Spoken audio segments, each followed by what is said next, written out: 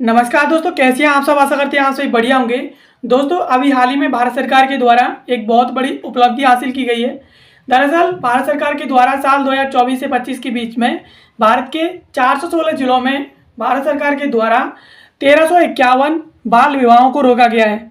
यानी भारत में 1351 उन कुकर्मों को रोका गया है जो पीढ़ी दर पीढ़ी चला आ रहा है और भारत सरकार उसे लगातार रोकने की कोशिश कर रही है।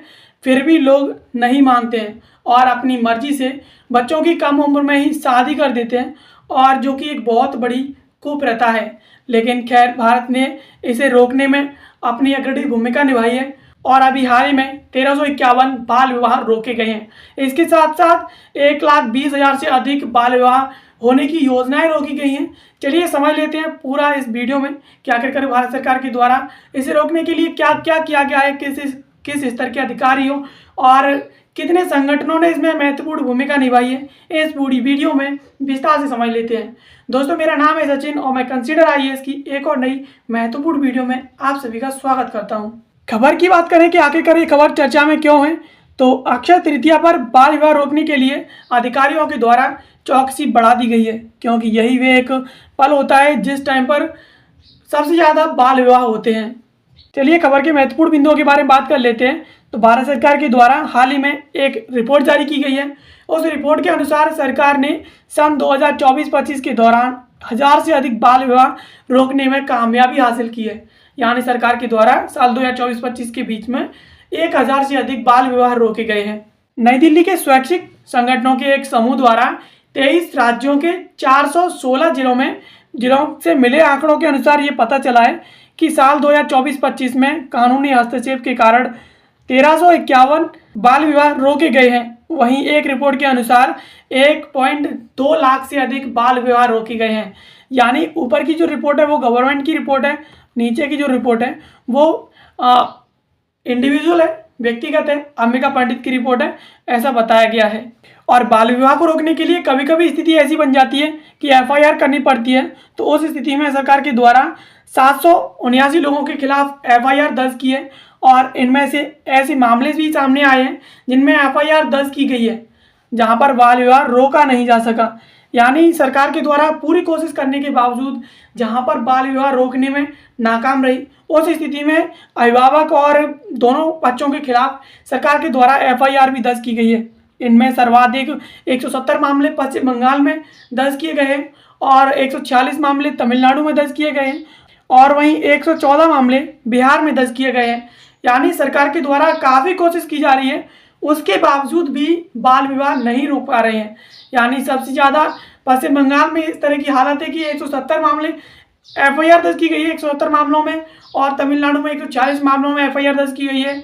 बिहार में 114 मामलों में एफआईआर सरकार के द्वारा दर्ज की गई है। और जस्ट राइट फॉर चिल्ड्रंस यानी जेआरसी, जो कि एक 250 से अधिक संगठनों का नेटवर्क है, इसके द्वारा एकत्रित आंकड़ों से पता चला है कि जिन 1351 मामलों में विवाह रोके गए हैं उनमें पुलिस के हस्तक्षेप से पुलिस स्टेशन रिकॉर्ड यानी सीडी के अनुसार 737 मामले हैं और बाल विवाह समितियों के हस्तक्षेप से 593 बाल विवाह रोके गए हैं। और इसके साथ साथ अदालत के द्वारा निषेधाज्ञा जारी करके 21 मामले में बाल विवाह रोके गए हैं।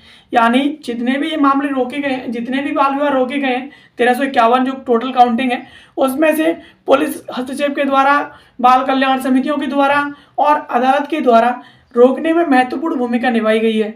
और 1.2 लाख से अधिक मामलों में बन रही थी योजना। यानी 1.2 लाख ऐसे मामले दर्ज किए गए हैं जिनमें ज़्यादातर परिवारों के द्वारा अपनी नाबालिग बेटी की शादी करने की योजना बनाई जा रही थी। और इसे रोकने के लिए पुलिस, सब डिस्ट्रिक्ट मजिस्ट्रेट यानी एसडीएम और बाल विवाह निषेधाधिकारी, पंचायत सदस्य जैसे सरकारी अधिकारियों के द्वारा माता पिता और अभिभावकों से शपथ पत्र लेकर के शादी को रोका गया है। यानी इस स्थिति में देखा गया था कि 1.2 लाख यानी 1,20,000 मामले ऐसे दर्ज किए गए हैं जिनमें अपनी नाबालिग बेटी की माँ बाप शादी करने की योजना बना रहे थे। और उस स्थिति में पता चलते ही सरकार के द्वारा, पुलिस के द्वारा और प्रशासनिक अधिकारियों के द्वारा माता पिता अभिभावकों से शपथ पत्र लेकर के शादी को, उनके बाल विवाह को रोक दिया गया है। वहीं 66,000 से ज़्यादा मामलों में उस स्थिति में माता पिता से शपथ पत्र लिए गए जहां पर जीआरसी और उससे संबंधित जो भी सामुदायिक सामाजिक कार्यकर्ता हैं उनसे महज अनुनय करके संभावित शादी की योजना बनाई जा रही थी। यानी 66,000 से अधिक मामले ऐसे दर्ज किए गए हैं जिनमें जो जेआरसी है और जो उससे संबंधित जितने भी संगठन हैं उनके कर्मचारियों से, सामाजिक कार्यकर्ताओं से महज अनुनय विनय करके लड़कियों की, बच्चों की कम उम्र में शादी करने की योजना बनाई जा रही थी और उस स्थिति में इन्हें रोका गया है। अक्षय तृतीया से पहले का है ये डाटा, यानी ये जो डाटा है वो अक्षय तृतीया से पहले का है। यह पूरा डाटा अक्षय तृतीया से पहले का है जब सामूहिक विवाह की आड़ में बहुत सारे बाल विवाह किए जाते हैं और इस बार अक्षय तृतीया 30 अप्रैल को मनाई जाएगा। एनएचआरसी ने राज्यों को बाल विवाह रोकने और स्कूल न जाने वाली कमजोर लड़कियों की तलाश करने के लिए कदम उठाने के लिए सचेत किया है। यानी जो नेशनल ह्यूमन राइट कमीशन है एनएचआरसी, उसने कहा है कि राज्य बाल विवाह रोकने के लिए ज़्यादा से ज़्यादा सतर्क रहें और ज़्यादातर उस स्थिति में, जिस स्थिति में ज़्यादातर लड़कियां स्कूल नहीं जा रही हैं और उन्हें स्कूल जाने से रोक लिया गया है, तो उसके लिए सचेत रहें और उनकी खबरें लेते रहें कि आखिरकार किस वजह से इन्हें स्कूल जाने से रोका गया है। और एनएचआरसी के सदस्य प्रियांक कानूनगो ने राज्य अधिकारियों से स्कूल प्रशासन को स्कूल छोड़ने वाली लड़कियों के मौजूदा आंकड़ों की समीक्षा करने और फिर से उनका नामांकन करने के आदेश दिए हैं। यानी जो नेशनल ह्यूमन राइट कमीशन के जो सदस्य हैं प्रियांक कानूनगो, उन्हें राज्य के जो अधिकारी हैं उनको स्कूल प्रशासन से स्कूल छोड़ने वाली लड़कियों के आंकड़ों की समीक्षा करने के साथ साथ अगर उन्हें इस तरह के किसी कारणों से स्कूल छोड़ना पड़ा हो तो दोबारा से उनका स्कूल में नामांकन कराने के आदेश दिए हैं। तो दोस्तों आशा करते हैं ये वीडियो आपको पसंद आई होगी। ऐसी वीडियोस के लिए आप हमें सब्सक्राइब कर लीजिए। बाकी मिलते हैं किसी अगले वीडियो में किसी नए और महत्वपूर्ण टॉपिक के साथ। तब तक के लिए आप सभी का बहुत बहुत धन्यवाद।